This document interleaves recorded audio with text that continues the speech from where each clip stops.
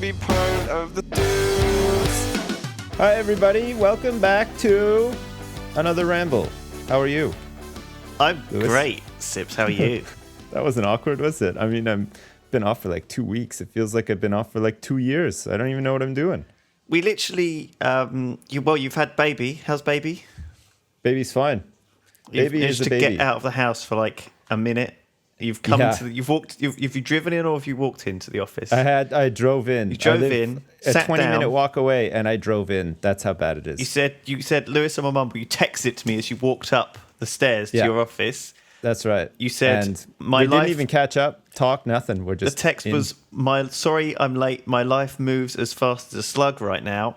And you sat down and said, so the first thing you said was, "How you doing?" I said, "Fine." You said, "Have you got Audacity loaded?" I said, "Sure." And then we started recording. and So boom, we're in it. we've Yeah. not even had the pleasantries. No, there's no pleasantries. It's like we just skipped the foreplay and we've just gone on to like the really hard humping. It's good like, though, straight away. because me and you normally chat for like an hour anyway before we record anything. So I know, this and time, then we don't have anything to say when we record. So this time we should have like a ton of stuff to say, right? Yeah, oh my god, so much. So There's so much.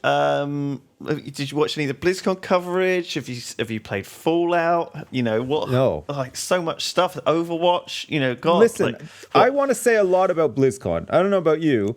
I mean, I spoke to you very, very briefly about BlizzCon to the tune of, did you watch BlizzCon? And you said, no, I watched the Warcraft movie trailer and that's it. Yeah. So somehow I managed to watch a bit of BlizzCon because it's something that I can watch on an iPad while Were you reading like, the nursing a baby updates, with my... live action with like No, bottle I in got- one I- hand and I like got the virtual ticket. I was watching the streams you were and watching everything. the streams and everything. Oh my god. Yeah. I was like, it was my house was like, Well, I don't like know an anything. extension of BlizzCon. So I can like just ask you questions. So where shall we start? Which game shall we start with? Should we start with Overwatch? Yeah, okay, fine. We can start with Overwatch. I just want to say, like, all in all, I think it was a pretty good BlizzCon 2015. BlizzCon 2015. This can be like the official, unofficial BlizzCon 2015 review by two people who basically didn't really get to see much or any of it. Well, I was supposed to be going. Does that work? And you would have Yeah, I gone know. if you didn't have I a would baby. have gone too, yeah. Yeah, that's it. Martin went instead of me because I had a bit of important stuff to do here. But yeah, so Are they couldn't private go. things? Like, did you have like some surgery or something, or was No, it just it's nothing private. At all. nothing private?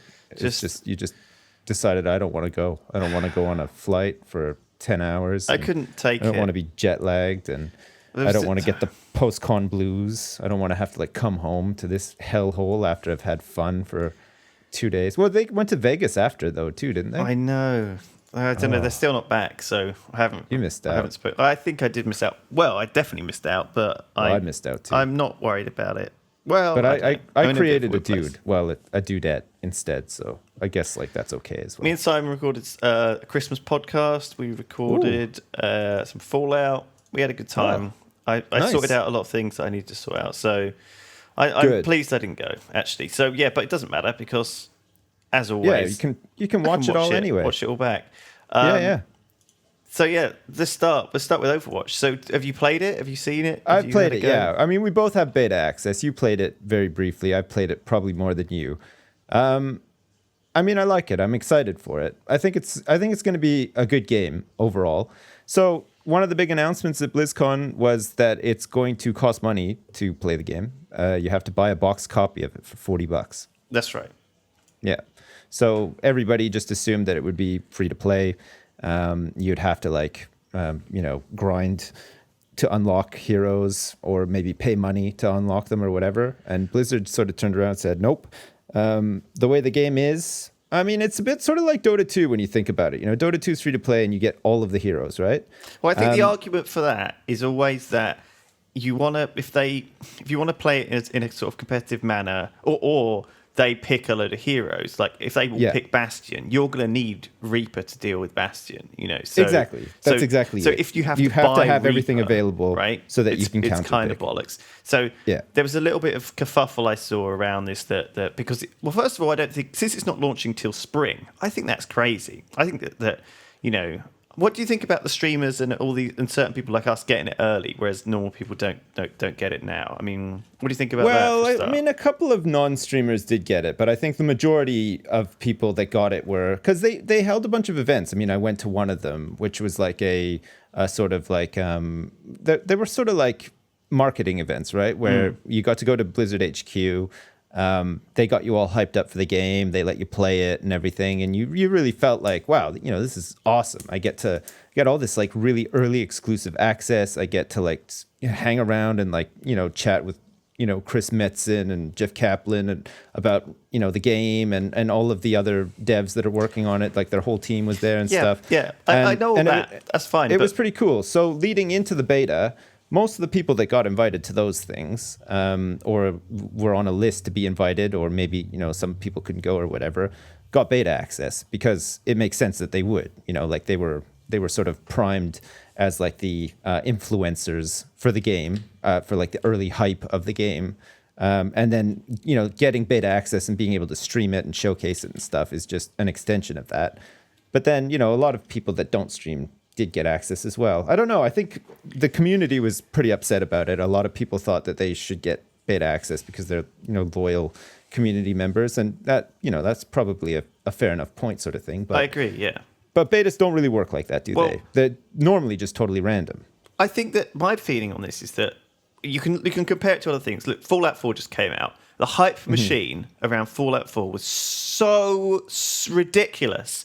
I've never seen anything like it in my life. The marketing, the build up, everything around Fallout 4. I can actually talk about it now because it's out, and I won't do any spoilers. But I think that Fallout 4 is a good game. I think it's Fallout 3 too. It's very much Bethesda didn't like New Vegas. They wanted to go back and make a follow up to Fallout 3 in their idea. I like the factions and the moral grey areas because that's how Fallout works. You're picking between two guys who both kind of aren't necessarily obvious bad guys. They're all kind of grey. Like they're some of their intentions are good and some of the ways they get those intentions are bad. And so you always have to pick between the lesser of two evils in a way in Fallout all the time. Like every single quest makes you pick between the lesser of two evils, and it's great. But the whole thing around Fallout 4 was that they didn't let anyone have it. They had a very strict embargo, and the embargo was yesterday. We're recording this on the Tuesday, the day that it came out, but yesterday was the day that everyone was allowed to talk about it, and it was hyped to shit, and then we got it a day early, which was all we needed, really. Actually, we had it a week ago, so we could all prepare our content and stuff, and then, bam, it all comes out, it sells at 1 million copies, it does fantastic. I think that by April next year, the hype that creators have, like me, around Overwatch is going to have diminished so much. Do you not think? I think so, but I think part of the problem is, like, I don't know if you've watched any of the streams for Overwatch at all. I mean, I watched them because I couldn't really play the game. I had access to it, but having a child puts me in this kind of awkward situation where I can't really just game for like 6 hours a night now. I have to do stuff, sort of thing. So I was watching people stream it because that's the next best thing, right? If you can't play it yourself, you might as well watch somebody else play it. And especially if they're pretty entertaining, which some of them are great. And some of the big FPS streamers that were playing it are they've been around for a while. They are entertaining, and and it was fun to watch. Like I was watching like Day 9 play it. And stuff like that, and it was really good. It was pretty entertaining. It's a weird one to watch streaming though because it's a very fast game, and it's really hard sometimes to know what's going on because there's not much. The game doesn't give you much information even when you're playing it. You have to sort of know who you killed and know that they're out for a time. There's no kill log or anything like that, so you can't really. You have to really pay attention, and it moves really fast. And coming from, I mean, I watch a lot of Hearthstone. Like I watch a lot of Hearthstone streams, which is a game that's like super easy to follow, isn't it? Like it's sort of designed. It's very turn based. The guy streaming it is thinking about what movies he's talking about. It's stuff. It's super easy to follow. You don't even really need to pay that much attention most of the time. To go from that and watch something like Overwatch, where you have to just keep watching and it's a little bit intense and stuff. There's definitely some great moments and stuff, but it's a different experience. I don't know though. Like it started off huge. It was like the top streamed game on Twitch, and now it's just like nowhere to be seen. Like I think it's getting less views now than like Heroes of the Storm and stuff like that, which is sort of like in the middle of the list. Like if you go to Twitch and you see what people are playing, like the top 4 are always like CS:GO, Dota 2, League of Legends, and Hearthstone, I guess. It is, yeah. Well, and Fallout 4 today because it just came out and everybody, their dog is playing it. That'll slowly drop off. That'll drop off, and it'll be the same as the usual League of Legends, Counter-Strike, Hearthstone. Yeah. And it's these games. There's something about those the way you play in those games that makes them very streamable. I think it is mostly the fact that you're playing against other humans. Also, I think they are. I don't know that. You know what I mean? They're very replayable, aren't they? You spend a lot of time in them. Hearthstone is a very streamable game. I think Overwatch isn't, and I think I don't think it is. I think it's too high octane.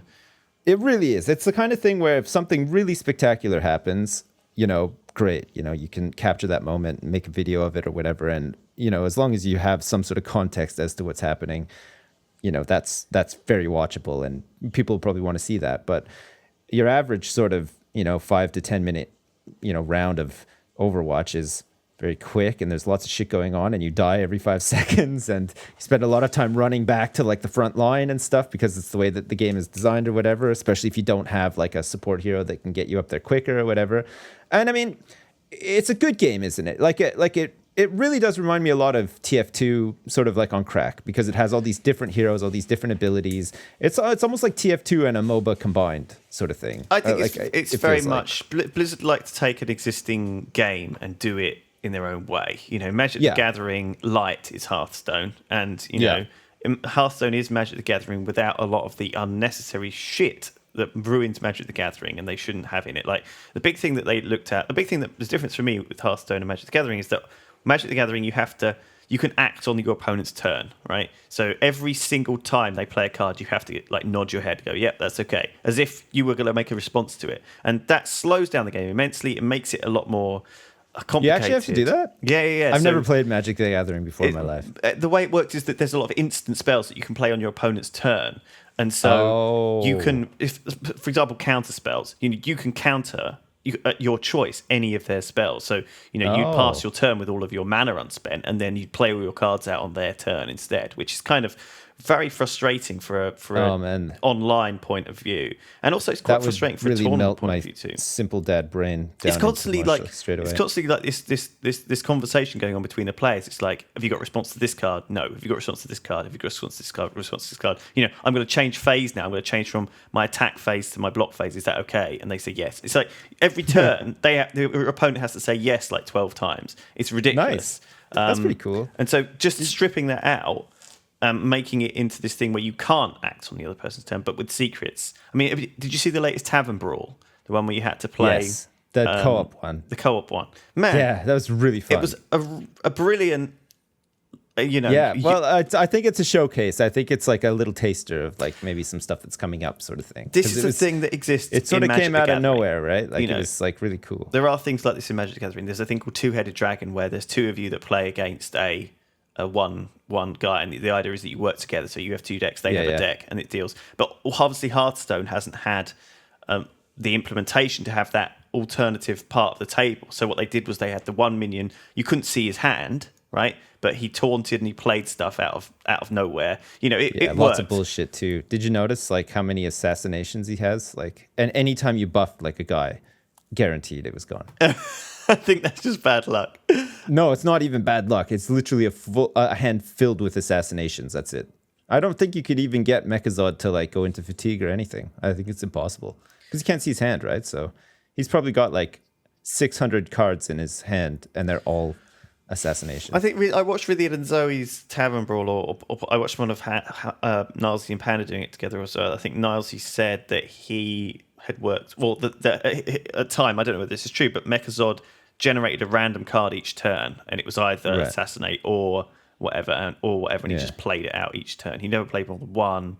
And it was a fairly well balanced brawl. I played it a couple of times. It was cool. It was really fun. It was just different. I think that's why it was so appealing. Like most of the brawls have been some sort of variation on, here's some way that you can play big legendaries on turn one or whatever, and then other than that, it's like the really boring ones where you have to make your own deck and there's like just crazy rules or whatever. But This one was really good. So the big Hearthstone news was the new expansion, which is coming out next Thursday. And Hearthstone... Wait. We can't talk about that yet. We're still talking about Overwatch. We've gone off like on a huge tangent. Anyway. We're going to be here for hours. I know, we are. We have to come back to Overwatch because there's stuff to be said about Overwatch. Okay, right. So you were saying that you think that the hype is going to die out by the time the game is launched in spring. And I didn't really think about that, but I guess it could be true. But I think that there's probably some more stuff coming out. The problem that I have right now with the game and the beta, and the reason why it's like the last thing on the list for me from BlizzCon of things that I'm excited about, and I was fully expecting to come out of the end of BlizzCon and think, man, I am so hyped for Overwatch now. Like, my hype is diminished a little bit. And the reason for that is that I don't really agree with the whole front loading of the lore and the characters and the universe. Like, I think it's too much. Like, I think I don't want to watch a Pixar movie. I want to play a game.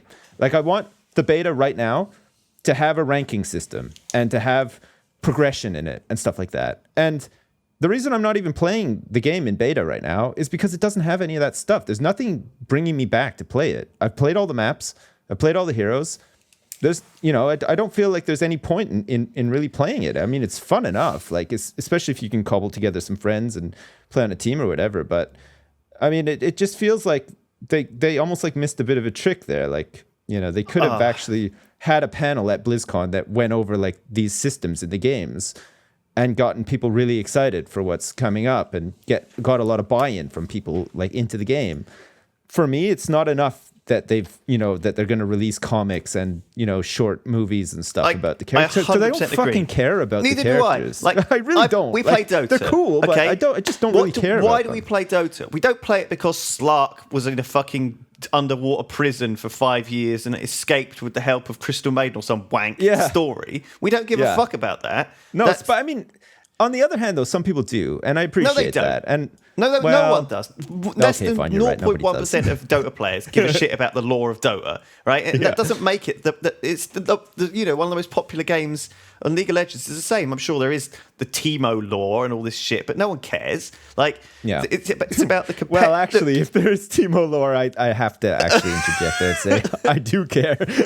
I really want to know about what that little rat bastard, where he came from, what makes him tick, what kind of stuff you'd like to receive, like for a birthday present. And if you want it, you can Google it, and I will Google it now. Teemo is a legend among his Yordle brothers and sisters in Bandle City. He's a Yordle, that's right. As far as Yordles are concerned, there is just something slightly off about him. While he enjoys the companionship of other Yordles, he also insists on frequent solo missions, on the ongoing defense of Bandle City. Despite his genuine warm personality, something switches off inside his mind during combat, so that the lives he must end while on patrol do not burden him. Oh, yeah, because he's a Boy Scout, that's right.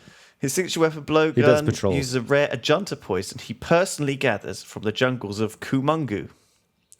This is all stuff that you need to know. And you know what it does? It helps you immerse yourself into the character of Teemo. So when you're out there, and you're just like, you're trying to play the meta game, but really you're not, because you're like, what would Teemo do? Is that the bush that Teemo would plant a mushroom in? I think it is. And then that's what sways you in the end. It's like, nobody's ever going to go through this patch of grass, but Teemo, he would put a mushroom there.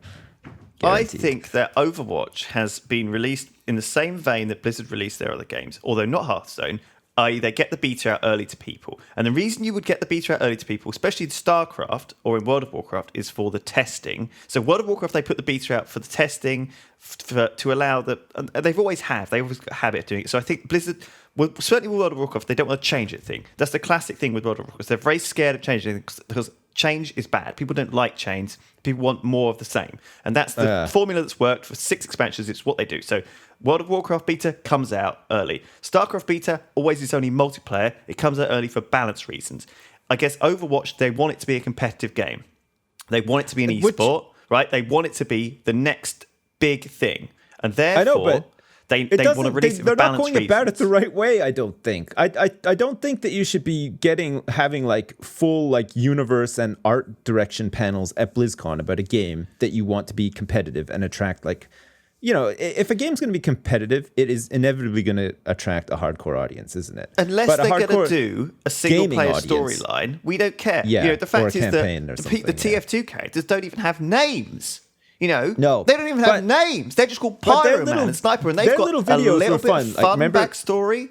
Yeah. Remember, like, Meet the Pyro and, like, Meet the Heavy and stuff? But those videos came out after the fact, right? The game was out forever, and you played it, and it was really fun. And then it was just like a cool thing. It was just like a flavor thing, right? And you just watch it, and you're like, oh, fuck yeah, I kind of feel like playing TF2 again. Like, that's pretty sweet, Like, but to front load it all and then to have a convention, it should have been like, Overwatch is coming out in spring. There should have just been fucking panel after panel of just fucking all the shit, like all of the info that you could ever need about the game. Like, people, I'm sure that someone out there wants to know, like, what's going to be in it. Like, I don't mind spending $40 on a game and getting all the heroes and stuff. That's not a problem for me.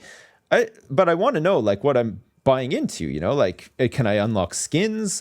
Can I, like, fucking get some new shoes for my guy sometime? Or, can I customize anything? Or, can I gain XP and then use that XP for something or whatever? So you actually want more of a game there. You want all the systems in there where you level up, you unlock things. Because there isn't a game, you're right. There isn't anything behind that. No, that it's game. just There's no ranking system. You matchmake, you get in. I mean, even the stats that you get given at the end of a game, they're not really that great, are they? You can't see how many, unless they got the little, they do the 4 boxes where. Oh, I see. Unless you're one of the highest. Yeah. It's one of those. You can't see, it's one of those you can't see how bullshit things though. It's like we're only going to give you a medal if your stats are really good, kind of. But otherwise, we're not going to show you your terrible stats. Like, we're not going to show you how many times you died. We're only going to show you how many times you killed people. Do you know what I mean? They show you how many times you died, but you can't see, like, the stats, for instance, of the worst player on your team. And, like, maybe that's important to know. Maybe it's like, maybe you want to get to the end of the match and you're like, why did we lose that match? Oh, right. Okay. It's because our Bastion didn't get a single kill somehow. And then maybe you can convince that guy to, like, not play Bastion next time. But I guess it's kind of like Hearthstone. You can't communicate in Hearthstone because they want to remove, like, toxicity, from the root sort of thing. And it works. But I mean, Hearthstone is just you and another person playing against each other. I mean, this is a team game. Like, you have to sort of work together as a team. And if you can, if you can't see how, like, your teammate is doing, I mean, even Heroes of the Storm, you can at least see, like, how your teammate's doing and you can call them out on it. But you don't seem to be able to really do that in Overwatch. I had an idea in Dota, and it's basically that there should be a button in the options somewhere that says mute enemy team, right? So basically, like, every time you zone in, you have a new game of Dota, you should be able to choose whether you or not you want to hear the enemy team or not, because 99% of the time they are not going to be making nice comments, are they? No, right? No. And actually, they'll really make you question your own abilities at the game, even if you think you're doing well. They'll come in and they'll be like, "Wow, you're a scrub. Like, that was super lucky," and you're like, "Well, shit, maybe it was actually." Maybe I don't know. Maybe I didn't line up that Enigma ulti as well as I thought I did. Maybe it just lucked out big time.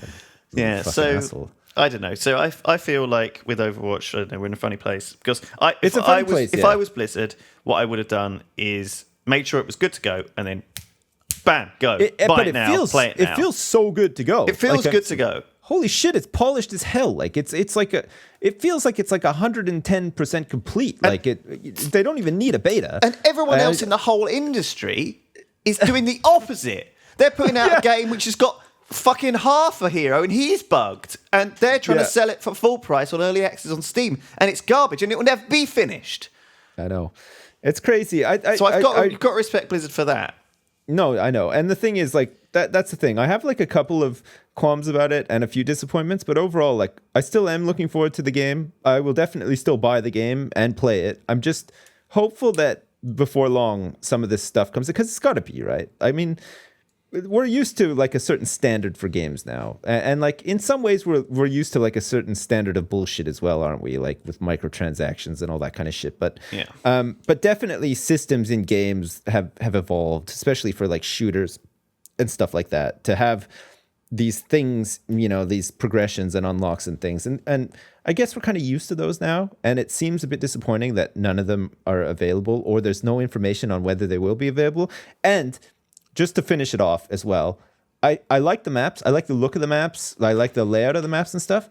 But, like, the game modes, I felt like they were just, well, I mean, they haven't like, shattered the earth or anything, have they? It's just like capture the point and payload, which you've been able to do in TF2 for like 10 years now. Like, I thought they would like innovate like some new thing, but maybe that's still to come or whatever. But you know what I mean? Like, I don't know. It's just like the more I think about it, the more disappointed I am a bit. But like overall, I'm not like super disappointed, but just about like key little things, I feel like I am. We are getting old it's a weird as one. well. Bear that in mind. I guess so, yeah. So Hearthstone, let's move on. $20 for the new expansion, League of Explorers. It's out Thursday, so like imminently.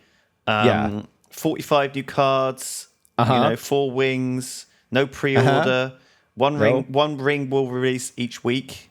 One ring will release with a week-long break in the middle due to Thanksgiving. So it'll be this Thursday, next Thursday, break, then 2 more dates. So I guess December you are so 3rd, December clued 10th. Up on all this stuff. For somebody who didn't watch any of BlizzCon, like, how do you know all this info? You just read a lot, don't you? Yeah. So I think there's going to be at least 10 bosses, and it's kind of like Alderman themed. There's a bunch of cards like the Halls of Origination, Staff of Origination. Do you remember that from not Alderman? No, not Alderman. No, Alderman. Alderman. Yeah. So I mean, it's a cool thing. They've got a couple of new characters, some Murlocs and stuff. What do you think? What do you know about it? Well, pretty much all you've said about the wings, the theme.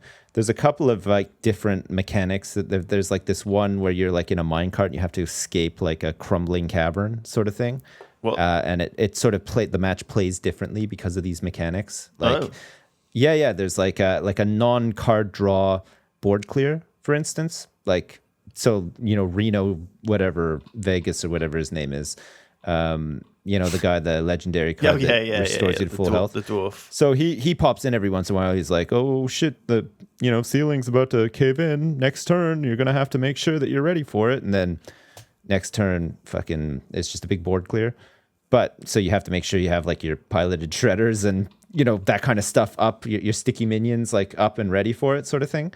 So there's a couple of things like that, and like I think the solo adventures in Hearthstone are awesome. They're really fun, aren't they? They are great. Like Nax was really good. The Blackrock Mountain was really good. They're just really fun. Like I love the whole like storyline behind them, and it's all very familiar stuff because it's Warcraft. But they always introduce something new like every time, and there's always something that sort of pushes the envelope, sort of thing. And I think for $20. If you're going to sit there and you're going to play all the bosses and then do them on heroic and unlock all the cards and stuff, I think it's really good value. Like, I think it's 2,800 gold. That is how much it is if you're playing it on the free version, which actually isn't that hard to get either if you play Hearthstone. It's not that hard to get. You got to play it a lot, but it's not that hard to get. But for $20, I think it's good value. I think that my only gripe is that there doesn't seem to be a lot of or any cards that are really going to impact like your ladder play. So like the meta of the game at the moment. No. I mean, there's a couple of cards that like, I've been watching like some people doing like card analysis and stuff like that because I'm obviously not good enough at the game to really know what's good and what's not. And a lot of people seem to think that like Bronzebeard is going to be a pretty good card and probably feature in a couple of decks and stuff. And there's a couple of new like mage Bran cards is a 3-mana 2/4, right? And when he's out on the field, your battle cries trigger twice. So that's right. It's pretty impactful since battle cry is quite a big thing, and it means that you can throw Bran down with a card that has a good battle cry on turn like 5 or 6 or 7, something. And you can get like double value. Yeah, so for 8 mana, a double hit. Cold Light Oracle be great for mills too. So there's a lot of synergy with Bran, and I think he's got a lot of potential. The other one that I noticed that was fun was the card. Bran's friends are Elise, Starseeker, Reno Jackson, and Sir Reno Finley Jackson. That's right. Sir Finley Murgleton. What did I call him? Reno Vegas. I'm so bad with names. It's unbelievable. Reno Vegas. Sorry about that, Bill. Reno Vegas is a 6-mana 4/6 whose battle cry is if you have a deck with no more than one of any card, so a very varied deck, fully heal your hero, which is an interesting card. It is. And it might see play in specific decks if they can So Sir Finley Murgleton is a 1-mana legendary Murloc who's Well, he's the only one cost drop in the game with 3 health. right. Apart from I guess Voidwalker. Zombie Chow. Voidwalker. Oh yeah, so that's true actually, Voidwalker. But he's a neutral though, Finley Mergleton, and that's why it's so powerful. Okay. Voidwalker, of course, is only for Warlock. shitlocks. Yeah. Yeah, so there's another thing. So Elise Starseeker, she shuffles the map to the Golden Monkey into your deck. Oh. And the Golden Monkey is the card where, when you play it, the battle cry is to It's the replace one. your hand and It's deck like the new Deathwing, isn't with it? legendary It's like, minions. So it it's replaces that your hand and completely- deck with legendary minions. Now, yeah. people are speculating what that means, and I guess we just won't know until we see it, but it could be pretty spooky. Could be, I think, it's gonna be pretty spooky. I think I'm looking forward to it, and the fact that they announced it last week and it's gonna be out this week, obviously, is good too. Like it's, I think people were like pretty blown away by the fact that they announced it literally 6 days before it's due out live, the first wing sort of thing. That's the So way it's to pretty do exciting. it. That's the way to. I think that's the way they should do it. So, what was the Discover mechanic actually? Do you know what that is? So So the Discover mechanic is similar to tracking. The Hunter card tracking. Yeah. Where you play the card and you get a choice of 3 cards. So Discover will, depending on what card you use it on, will give you. I think it applies mainly to, is it beasts or is it anything? It's a specific mana cost, but it can be anything except for, I think it's like any neutral card, and you just get a choice of what you want to get. I don't know if it includes spells as well. So there's a Dark Peddler, for example, the Warlock card, and his battle cry is Discover a 1-cost card. So does that go from your deck, or does it just give you 3 random cards to pick from? I think it just gives you 3 random 1-cost cards to pick from. Oh, cool. So there's like, but also I think they can only be your class and neutral. I don't think you can pick I don't think you can get 1-cost cards from other classes. I think that's the limitation. So Archthief Rafam, his battle cry is to discover Of course, a powerful... of course, you remember him from the World of Warcraft, don't you? No, I don't remember any of these people. I should these are all new famously characters. could be found in the town of South Shore, hidden in a cellar that you probably never went to because nobody spent any time whatsoever in South Shore.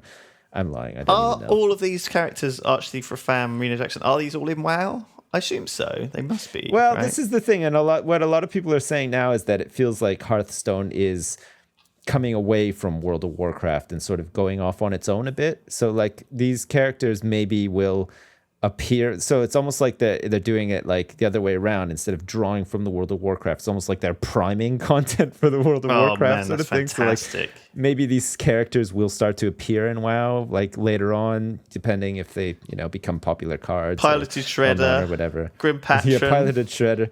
Yeah, of course. These Piloted Shredder, you'll just see them, an army of Piloted Shredders stomping around the new Sanctuary and WoW. Legion and stuff, and same with Grim Patron. Well, no, Grim Patrons are actually in the Grim Guzzler, aren't they? So let's move on to WoW. Unless you want to carry on talking about Hearthstone, we could talk about Hearthstone forever. No, so I let's think move we're on. done with Hearthstone. I'm actually really keen to move on to WoW because of everything that was announced at BlizzCon. I was least expecting to be excited about WoW, and actually, I'm probably most excited about the new WoW expansion for some reason. I am super excited. So the first thing I saw off BlizzCon was the Warcraft film trailer, and I started watching it, and I was excited, and I was slowly got disappointed, and then by the end I was laughing at it because I thought this is terrible. And It's not that bad. Simon, I sat down with Simon, and he was fully mega excited to see it, and then at the end he looked at me and he said, "I think they've picked the wrong story," and I said, I think you're right. I think they have. They've picked the original boring-ass Orcs versus Humans story. They've got so much amazing, incredible, fun stuff in WoW. They've got the Dark Portal and Medivh and the fucking burning. But the point is, so it has to be much. accessible to non-fans as well, and that's why they picked that story. I don't think that's the tombs wrong and story. gnomes and dwarves and all of everything, and this film just looks like some really shitty BBC. The trailer's supposed to show the best Merlin. bits. It looked like a shitty version of Merlin. without any magic. No, I couldn't. come on. You it's- can't say that. It Don't looks get me really wrong. Good. I love Vikings. I love the guy out of Vikings who's I don't know what playing you're as talking Lothar about right now. Right? Okay, Do you ever watch? yeah. You haven't watched Vikings? It's like No. It's like the BBC's crappy Game of Thrones equivalent. It's like Merlin. It's like Merlin, but with Vikings. That's right, this it time. is. And Yeah. it's okay. And the guy who plays it, Ragnar Lothbrok, he's the guy who's playing I thought you were going to Lothar. say Ragnaros there for a minute. No, he's good. He's good, and he don't get me wrong. But the Shrek baby and just Thrall and the inter orc human Romeo and Juliet. I can't get excited about it. I'm sorry. Oh, come on. You can. It's And gonna you be will. terrible, You're going to go see it. I reckon it's gonna have less than a 6 on IMDb. Less than a 6 on Oh, IMDb. fuck that. You don't know that. I'll it put looks £100 on the line right now. technically brilliant. It really does. Like, it is nice to look at. Like, you know, when the It's like the okay orcs to are look at. roaring and like launching their big sledgehammers and stuff and everything. No, I don't know. I fucking love that shit. I don't know. I could watch that all day. I mean, Duncan Jones, all of his films are good. I can't believe it's going to be bad, but I think it is going to be bad. I just, from the trailer. And so, but when you look at the World of Warcraft Legion trailer, which they did for that, that where was it was really fucking cool. where it was fucking, that was so good with the airships. Because I thought Varian died. I was like, oh shit, Well, maybe they're going to kill him off and so it's going to did be like I. some big. But then he didn't die. But I think he might die in Legion because they've been setting him up to fall. You know, To die, yeah. Yeah. He sort of came up from nowhere as well. I don't know. Like, I don't follow the Lord that closely, but all of a sudden there was just like this like fat guy in Stormwind one day. he was came like, back, so he was a pit who's this fighter, chubby wasn't guy? he? This is Oh, the right, problem. okay. WoW doesn't translate its lore very well unless you read the books. I No, think that's and all of their that's a characters seem to be downside. chubby as well. Because I don't know if you remember, but Arthas seemed quite chubby He as well. really like, it did looked put like, on a lot of what's he weight. been doing in Northrend all this time? Eating donuts. Apparently. He Because did he's waddle around fat. like a big, Yeah, he was big, waddling around. That was exciting. big though. American Fuck, Wrath cop. of the Lich King was so exciting. man. But that was but so Legion, exciting. the class halls, holy shit, I'm excited for. Yep. The fucking artifact that you power up as you play, holy shit, I'm excited I'm for. pretty excited for that. The fact that you can like Prince of Persia double jump and fucking do a dash with the Demon Hunter means that like maybe they're like going to introduce some more exciting combat and gameplay to the game. I'm excited about that as well. Like, you know, they're doing these complete class makeovers and they're really focusing on like the fantasy of your class and making your class seem different to other classes and stuff. And this is the idea behind the class halls and everything as well. And it's like, I think it's going to be good. Like I always pick up WoW expansions and play them because I have like a nostalgic sort of thing for WoW because I've been playing it for so long and everything. Draenor I liked when it came out. I got bored of it like pretty quick. But I think that Legion's going to be really good. I like some of the stuff that they're proposing. Like even the leveling experience, the fact that the world is going to scale and you can level however you want. Like there's one zone that's sort of reserved for like the level cap, which is 110 in Legion. But everywhere else, you can go to whatever zone you want to and start there. We and have the world will scale down. a and you can very play with your long- friends and stuff. It's Yeah, awesome. I mean, we have a very long history with WoW. We started in WoW. We've got a long 10-year love affair with WoW. And the problem with WoW is that it refuses, it's very stubborn and it won't change or make improvements to systems that really need to be improved. And like when you look at Guild Wars 2, which honestly I think is has some really incredibly good mechanics for how to play. So sorry, that's my Your casserole's ready. my casserole's ready. But Nice. so the thing, Guild Wars 2 just had an expansion come out, Heart of Thorns. I've been playing it quite a lot. There's a few things in that game that are really fantastically done, and have been there and been attractive aspects of Guild Wars 2 ever since. That when I go to play WoW, I miss them. So just being able to like mine any node in the game, being able to sell stuff to the auction house from anywhere, having a button in your inventory which dumps to your bank, having a reagent bank, having the guild hall that you contribute. So the guild halls are really good in Hearthstone. So a guild hall is like a garrison, except the whole Right. guild contributes to it and builds it up cool. and brings resources and puts things in and really just builds out this fantastically clever, unique looking, very cool area that the guild shares, and it has all the benefits of Garrison, except for it's not lonely. You can still have the mining nodes, you can still have these things. Right. The Garrison was so lonely in like a Facebook game, and it was so isolating. Do you remember like the difference between that and Dalaran? I equally think like you get the things in Guild Wars 2, which they do wrong and do well, but the process of crafting a legendary is now in the game through leveling up an XP and scaling. And so every day you log in and there's daily quests to go out and kill a boss in a specific zone or go and do things like in Diablo. It feels like, the bounties in Diablo. If they had the bounties in Diablo in World of Warcraft, imagine being able to go to Feralus for a day. You log in for the day. Don't give me a bounty in Feralus. I'm not going. I just would fucking not even accept the quest. Let's say Ungoro Crater to go and kill a fucking giant T-Rex. That's even fucking worse. What the fuck? Are those the only 2 zones that you can remember from vanilla out of all like the really good ones? It could be any. It could be fucking Isle of Keldanas. It could be fucking Nagrand. It could be any, right? There's like 50 fucking zones to choose from in WoW. Imagine Crater. a daily bounty that sends you off to some fucking place. You can choose. You can either play a PvP match. You can fucking, I don't know, whatever. But do you know what would have been fucking great, actually? Imagine during Cataclysm, right? Hear me out. All right. During Cataclysm, Ungoro Crater just got flooded, and that was it. It just ceased to be a zone. Fuck, that would have been great. That's it. It's like, oh, remember this zone that used to have like a million quests around like collecting fossils and killing bugs and like other boring shit? Yeah, it's just gone now. A lot of people, I think, would hate me for talking about Guild Wars 2, but I think that they would. I think that if you've played it a lot and you know how it's very. I think that when you talk to people who play Guild Wars 2, they're very attracted to certain aspects of that game that make it comebackable. And one of the ways is world completion. So, for example, it feels a lot with Guild Wars 2 like everything is completable. Like you can look at this project and you can say, right, I need to go and collect all these drinks from all around the world. Let's go and do it. And it will guide you around like a kind of quest helper.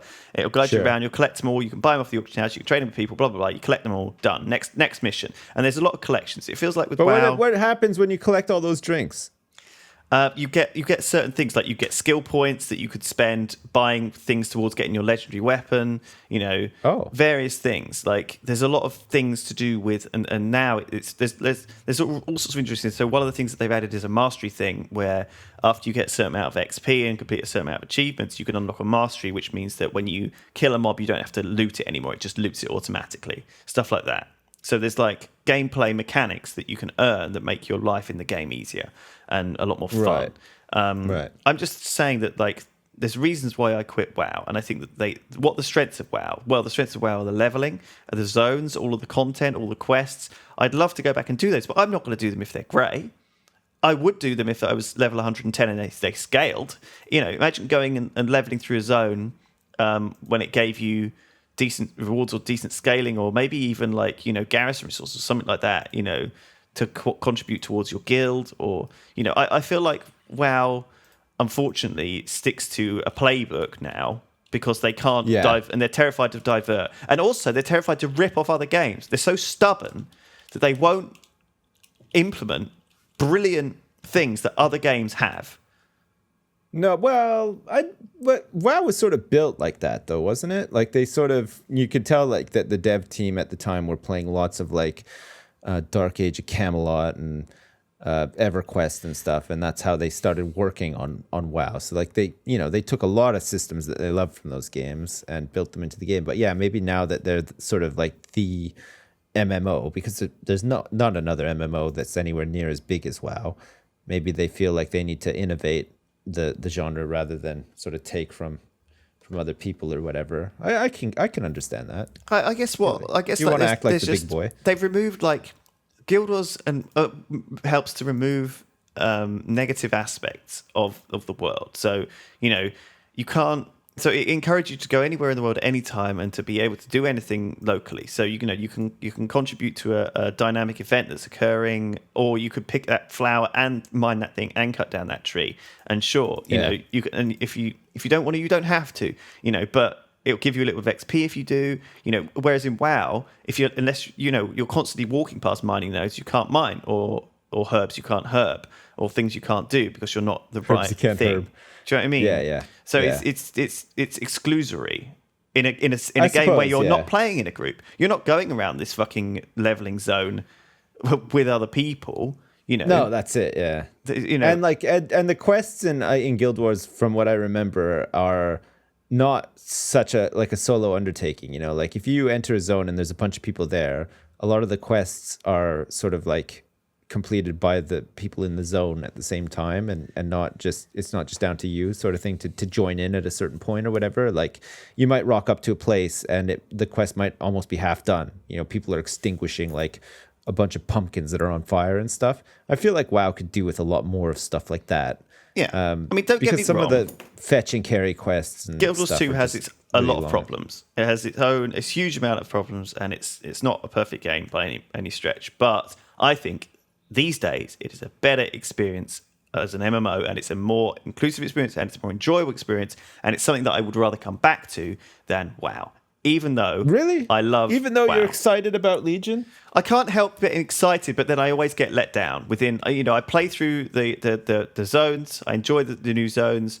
I get frustrated by the next system or whatever, or the accumulation of purples, and then eventually I quit again. And you know, Yeah. it's been a shorter and shorter period every time. Every expansion, I've stuck around Yeah. for less and less time. Well, it's an old Draenor, game. I stuck around for 2 weeks before I got sick of it. I think I went for like a month, but I don't think I played as much as you did, though. I think you played about as much as I did in a month in 2 weeks. Yeah, I mean, You see what exactly. So I got all the zones done. I upgraded my garrison to a point where I started to think, why am I doing this? And you know, and then I didn't want to come back. Did you come back and check out like the ships, like the fleets and stuff like that you can do now in Draenor? And I've had there's no the interest. time walking dungeons been. I started playing WoW again. Like They're recently. going in the right direction with the scaling. So they've said that Yeah. all the starter zones, like the 4 starter zones, will scale. So you can go into any of them and kill the mobs, and you won't have to be, you know, you'll be the right level for them. It'll work, and that is the right direction. And all they need to do is apply that out to the whole world, apply that out to all the dungeons. You know, extend the time walking out, and I think that they will have a much more fleshed out and enjoyable game. Yeah, I mean, if I want to roleplay as a pirate and I want to go from level 1 to level 110 exclusively in Stranglethorn Vale, I should be allowed to do that. Exactly. And when I'm done, I retreat back to my pirate ship for sleep. I get some rested XP, and then I start the next day. I'm glad you're here for balance. Full XP and everything. I'm sorry. I could like make my own little like waterfall retreat. You know, like Stranglethorn Vale's cool though, isn't it? It's got like all these little nooks and crannies that you can explore, like all these little like paths that lead nowhere and stuff. But it kind of reminds you like Swiss Family Robinson house in a way, sort of thing. It's like pretty cool. It's great. I could totally do 1 to 110. Actually, I should challenge myself to that if that zone ever gets scaled in the same way that like, you know, the new stuff is. I completely got very frustrated with WoW when we tried to play it together on streams because of the fact that you could not play the game in a group. It's not really meant to. It's not. You're not really meant to do the quests and It's a stuff massively together, are you? multiplayer It's game hard. that you're supposed to play solo. Yeah, pretty much. That's how feels like that. Bizarrely, Except for that's dungeons it. and instances and all that other crap, like the scenarios. Remember scenarios and Mr. Pandaria? But I mean, bad. so just I don't know. I'm ridiculously passionate about WoW, obviously, because it's been such a huge part of our lives. You know, we've grown up with it. It's influenced who we are. We've spent far too long playing it, and we care about it. And I want it to not suck. And I always have these rants whenever we talk about it because I really feel like if I was in charge, there would be a lot of positive change. It's like if you ran the zoo, it's like that Dr. Seuss book. If you have to write a whole book about all the changes that you would make. They're all make believe because actually in reality you're a 5-year-old child and you are not cut out to run the zoo just yet in your life. Yeah, I could never run the zoo. I'm an idiot. If I was running WoW, it would be a disaster, I'm sure. But yeah, me too. I mean, if I ran WoW, it would lose so much money instantly and never make money ever again. But it would be fun. Yeah. So I don't know. I'm chaotic quietly as well. confident that they're slowly heading in the right direction, and it's not like so. there's a shortage of good games to play anyway. Well, so. I'm excited enough. The other thing from BlizzCon, I mean, Legacy of the Void is out. StarCraft 2 new expansion. That's literally, if I could remove a game from my Battle.net launcher, it would be StarCraft 2. I still need to play Heart of the Swarm. I don't know why. I used to really like StarCraft 2. I used to play it like all the time. And I think it was just because I used to play the first one so much. When when Wings of Liberty came out, I was really amped. I couldn't wait to play it. Played it quite a bit. I even laddered and everything. I think I was like a gold player, which is not very good, but it's all right. In 1v1, I used to play quite a bit of Terran. I enjoyed some Terran.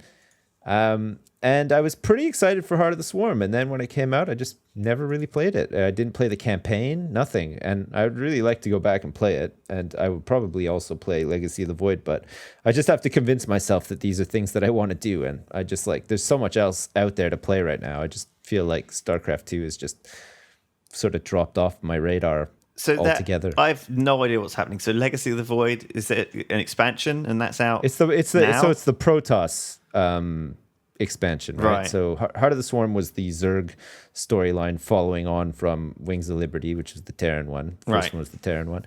And then Legacy of the Void is the Protoss storyline and sort of completes the main story for StarCraft 2. But at BlizzCon they announced as well that they're going to release little mission packs. So one of the mission packs that's coming out is Nova. There's I guess it's just a couple of little campaign missions that you can play and fuck around with, and there's a bit of story and stuff in there, and they're just going to be these micro little things that come out. Cool. I don't know if you have to pay for them or not, but it's a way of keeping the universe going, I guess, and keeping the game alive or whatever. I mean, it's still an esport. It's not the biggest anymore, but it's sort of it was the hope for esports at the time, wasn't it? When StarCraft 2 came out, it was it's kind of like the godfather of esports. Remember all the tournaments in the beta and everything? It's pretty exciting. It's fun to watch. I mean, I remember playing StarCraft 1 on a LAN at my friend's house, and he had 2 computers, which was amazing. And the fact, and it's us shouting to each other from separate rooms. It was a formative memory in my gaming life. And I've always got a soft spot for StarCraft, but I honestly haven't had a slight bit of interest. Similarly, I tell you why I haven't had interest. Do you want to hear the real reason why I haven't had any interest in StarCraft? Because it has not innovated. It refuses to change from that 10-year-old model. I don't want to have to click for every single fucking Marine that I build out of a barracks. I want to be able to right-click and have them auto-build. Is that too much to fucking ask? Is that too much to ask? It is. Simple quality of life improvements that make an ordinary fucking scrub like me able to play a game. An APM god all of a sudden, yeah. No, you can't do that. It would wreck the way the game is played. There's some tremendously skilled people. That game probably has one of the highest skill caps for any competitive game. It's far. Insane. It doesn't need any more, though. You could simplify the game a great deal. Look at how simplified League of Dota is, and then look at how much more simplified League of Legends is. Look at how much more simplified Heroes of the Storm is than that. Yeah. It's funny that Blizzard have both the most complex RTS game and the most simplified RTS game on their Battle launcher. I mean, Heroes of the Storm, I hate. I'm going to tell you it now because I'm a Dota player, and trying to play Heroes of the Storm is like playing kiddie flavored, cushion Dota. It's pathetic. And it's just a different game. It's just more arcadey, isn't it? It's it feels like a Dota mini game almost. It does. You play Heroes of the Storm, and from the minute it starts to the minute it ends, and the matches don't last that long, like 20 minutes. You're team fighting all the time. There's no ebb and flow to the game. My like in Dota, thing. You have these phases, and you have time to farm and build things and counter builds, and there's a lot of strategy that goes into a game of Dota 2, and the length of that game sort of matches up with the level of strategy that you're trying to accomplish, sort of thing. Here's the Storm. It's a brawler. You just jump in and it feels like playing Super Smash Brothers. It feels like playing Super Smash Brothers because it's got all of your favorite characters who I love. I love collecting the fucking characters and picking them, playing them, and walking around as Jaina and walking around as Kalthus. I love it. Don't get me wrong, but the actual game itself just does nothing for me. Yeah. I know what you mean.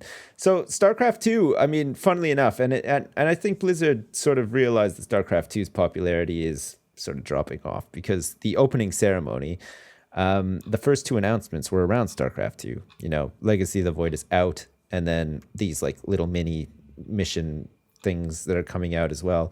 Those were like the two like announcements that Morheim did. Whereas normally it's sort of like, you know, bigger stuff gets announced straight away. But I guess maybe they just thought like, oh shit, you know, like it's, you know, maybe things are dropping off for StarCraft 2. Let's try to give it like a bit of a boost or whatever. Let's mention it first sort of thing. And, you know, whatever. Get it out of the way. But the only franchise that didn't get a mention in the opening ceremony was Diablo 3. Really? Yeah, nothing at all. But there's a big new patch coming out for it. And it's pretty big. Like, it's pretty exciting, actually. I'm like really excited about it. I've installed the PTR client. It's going to be ready like tomorrow. Holy I think. shit. The PTR is going to be available. And then season 5, when season 5 launches, like in a couple of weeks, is going to have all this new content. And there's like, they've revamped all the sets. Like really revamped them like crazy. Like a lot of the sets that were just total garbage that you would disenchant like straight away are like really fucking crazy now. And it's opened the game up for like these lots of crazy builds. You know, it doesn't feel like it's going to be so cookie cutter anymore. You know what I mean? Oh, like fantastic. There's like a lot of possibilities. There's new rifts available. There's these new like almost like challenge rifts for sets. So you have to wear like a full set, and you go in and it's like you have to kill X amount of monsters in a certain amount of time using like Firebirds, whatever, and stuff like that. There's like fucking new zones. There's a whole bunch of new zones.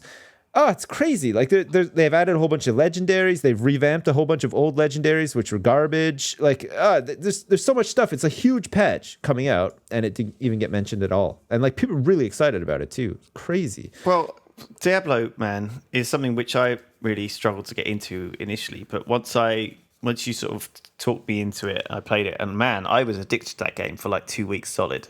And it's good. It's a really good game. Yeah. It keeps getting better too. I played it too much, so it made me feel like ill. Yeah. But we got to play season 5 when it comes out, though. Like, I think season 4 I didn't play for very long. Actually, season 4 was the season I played the least of. Even though I really liked a lot of the new changes in season 4, the quality of life stuff was really good. The new cube stuff was really fucking good as well. But I don't know. I think some other stuff came up, and I just didn't really play it as much. But season 5, I'll definitely play. We'll play together season 5 then. Sure, I'd love to play it too. I think that'd be good. But what was I going to say? Fuck, I just lost my train of thought. That's okay. I never do this. So, I never lose my train of thought. No, but it was fine. something really important. Let me talk for a second. So we've been going for an hour. I think this is a good time to fuck yeah, we have been. Probably round up. But overall, I think like Overwatch, I think it's a great game. I'm surprised. We'll have to see what actually happens. I'm just worried for Blizzard that it's not going to do very well because by spring, who knows? That's my overall roundup for that.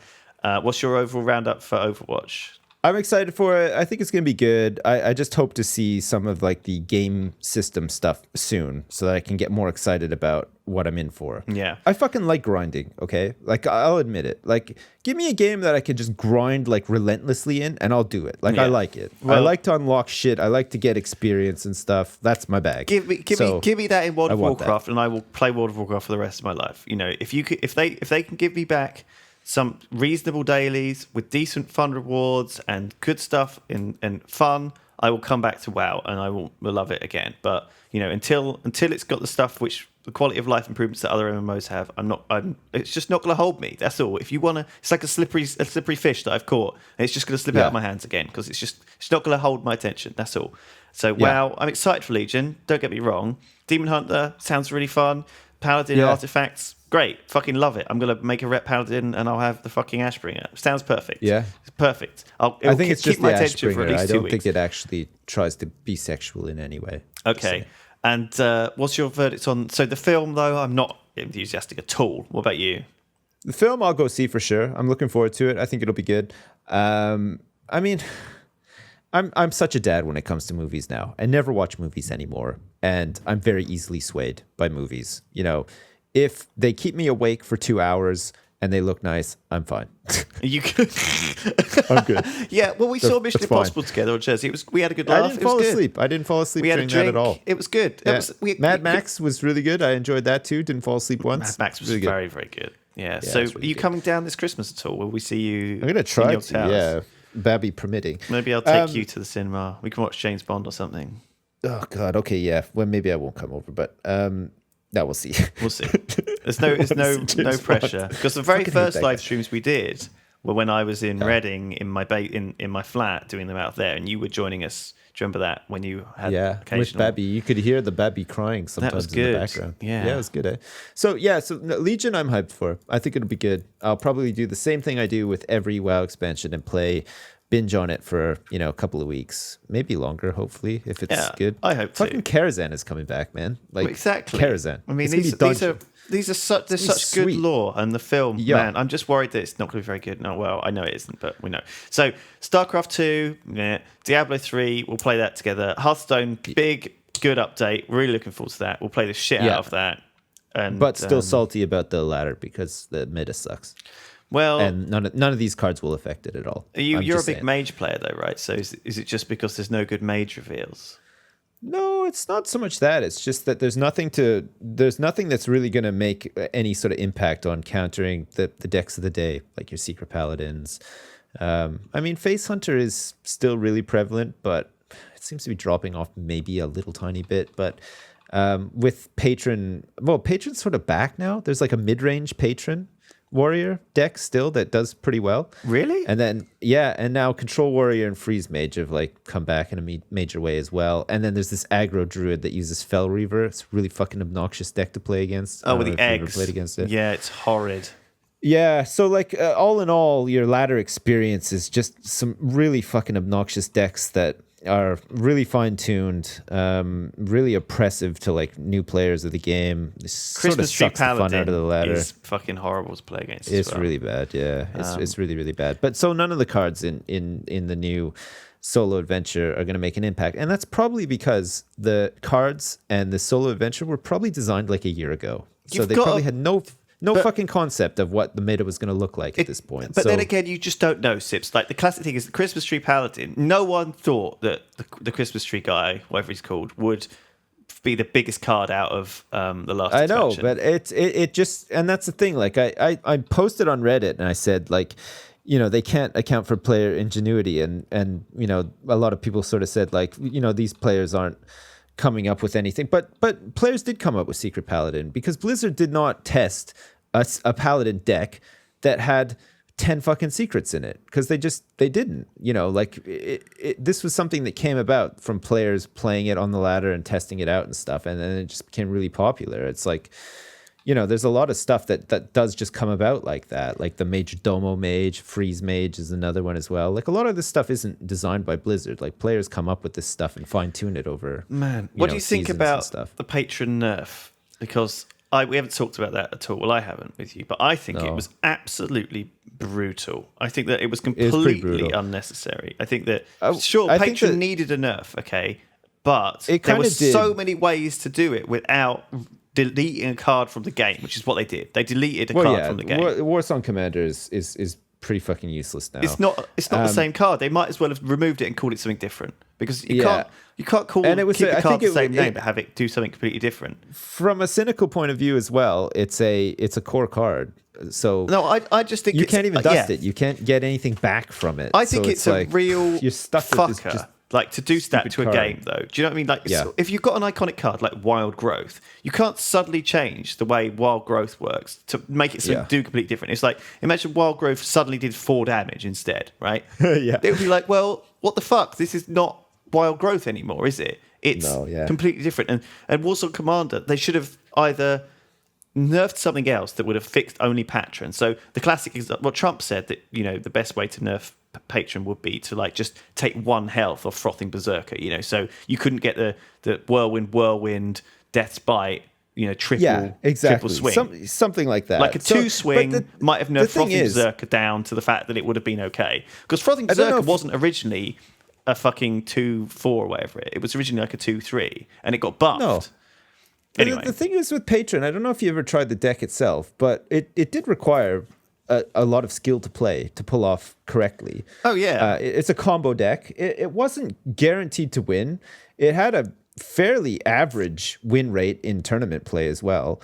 There were elements of the deck that were overpowered and that did need nerfing, but what they did to the deck basically just killed it. I think what Blizzard deck. had a problem with Patron was that it was a one-turn kill, and it was it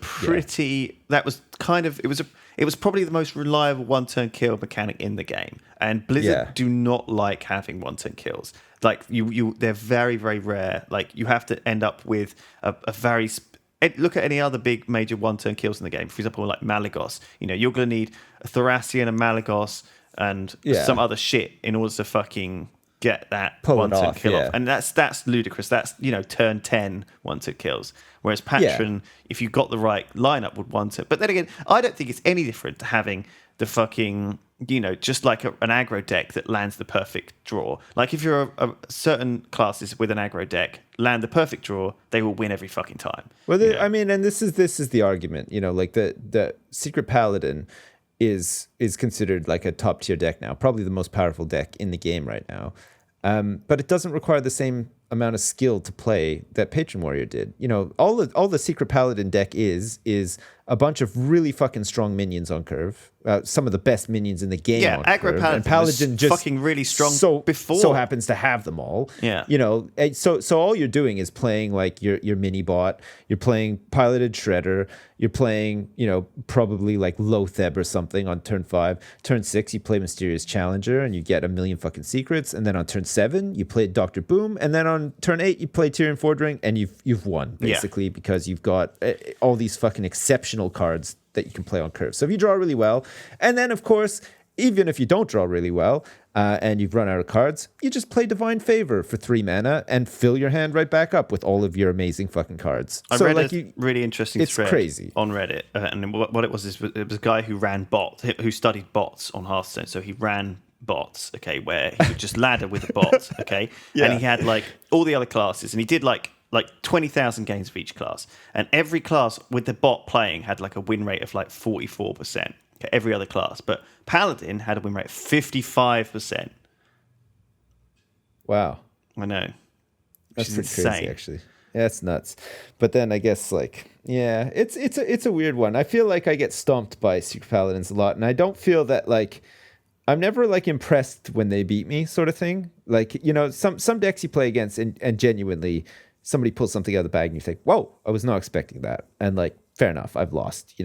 That's crazy. Like getting killed by like a Malygos deck. It's pretty impressive when they pull it off, right? Because you're not expecting it really.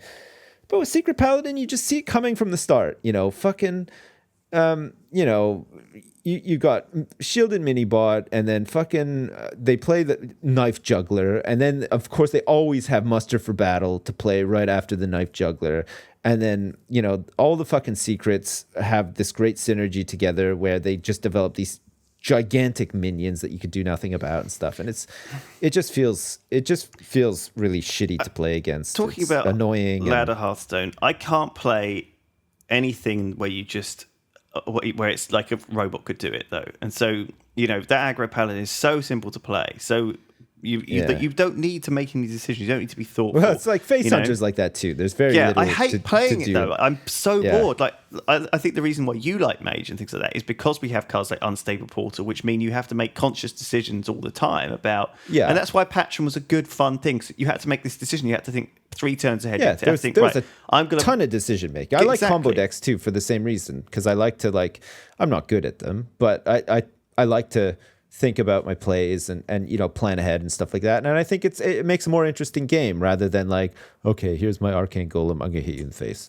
All right, here's my fucking Eaglehorn Bouquet in the face. Well, it's just so boring. I feel like people that play those decks hate the fucking game. Like they've just been repeatedly killed by shit that they were not happy with or whatever, so they've just opted to play this really obnoxious shitty deck. I tell you what I hate more than Patron was Savage Raw. If you look, well, I still do. If you look at that egg druid deck where you have Haunted Creeper, Dragon Egg, Nerubian Egg, and a bunch of fucking little 1/1 trees and all sorts of wanky little shit, and then you fucking do a Savage Raw, they die. It's kind of bullshit. It is kind of bullshit. But the thing you have to remember about Druid is that basically every Druid deck has Treants and Savage Roar in them. And every the egg other one card is doesn't just actually, like whatever, who cares? because it doesn't need to wait for like that amount of time. It just wins sooner because it has enough little shits all over. It's so sticky. Between the shredders. Little shits. Yeah, fuck those little shits. They are literally all over the place. It's horrible. There are a lot of like really shitty decks, and like every time a new card set comes out, I'm always hopeful that like somebody will just some bright spark out there will come up with some new mill deck or just something that's fun and a little bit fucking like off piste to play, like something that's just a little bit different, and you just sort of your play style has to adapt to and stuff like that. Like, well, yeah, I get really sick of like aggro decks and stuff, and the current meta is just so heavy on aggro, and then once it slows down a little bit, aggro starts to fall out of favor, and then you get these mid-range decks that almost are like just as bad in some ways, depending on like the class that you're playing against. Like mid-range is okay, but like it can be, the games are a little bit longer, and they're not always like super duper fun sort of thing. But I don't know. There's definitely some interesting streamers out there. Like Kibler's one of them. He'll just make a deck out of cards that he finds interesting, and make it work. He's awesome. Kibler came from Magic the Gathering, though. He was a real famous Magic the Gathering, like kind of aggro red green type kind of player. He's very famous for being a creator, but also a decent pilot as well. And I think, man, like a Air Force pilot. Yeah. Oh, well, I think there's a little bit of a difference. Some people are more creators and they come up with these decks. Certainly in Magic, He looks like he could be a pilot. He's got the looks and like the hair and everything. Pilot them to success. Imagine him with those stripes. Be like, hey, you could like fly for Virgin or something. Oh my god. Well, let's just. I'm a big fan of him too. Let's just leave on that, shall we? Yeah. Just imagine Brian Kibler dressed up as a pilot for Virgin Airlines. He's an attractive man. He's very good at Hearthstone as well. Maybe he's got his iPad up there at 30,000 feet with the autopilot on, and he's, testing out some new cards and stuff. What a thought. What a guy. What a guy. Just such a guy. Great. Well, the longest ramble ever, and it was almost entirely about BlizzCon 2015, and felt a little bit complainy, but maybe not. It did, didn't it? But it's passion complaints. It's passion. That's right. Despite the fact that we complain, I think the Bet on It launcher is slowly going to take over like it's got me covered of basically. My gaming needs. I mean, having said that, I am really looking forward to getting into Fallout 4, but I just have to pick the right time where I can actually play it consistently and not just play it once and then come back to it 2 months later sort of thing because of like a babby and stuff. That's what you did with Skyrim, right? With Skyrim, yeah. I had to start playing it 2 years later, basically, when like the dust settled on the babby. The babby got all dusty. Yeah, like it's really hard going for like a long time with babbies. Oh man, right. Well, I better go because it's dark outside already. Yeah, your casserole's probably freezing. It's like 4:15, and it's like almost pitch black out there. Shit. So I'm gonna go and get some because I haven't got anything in my flat, so I'm gonna have to get some food. Okay, well, take it easy. Thank you very much, everybody, for listening to us ramble about Blizzard and BlizzCon for over an hour. I hope you enjoyed that, and we'll be back next time, probably talking about something completely different, like maybe Lewis's country escapades on his bike or whatever. Have you gone to like any fucking chili festivals or anything recently? So many. Don't tell me. Save it for next time. Okay. All right. Okay. Okay. Bye. Thank you. Goodbye. Bye. Bye. I want to be part of the stuff crew. I want to be part of the dudes. I want to be part of the stuff crew. I want to be part of the dudes. I want to be part of the stunt crew. I want to be part of the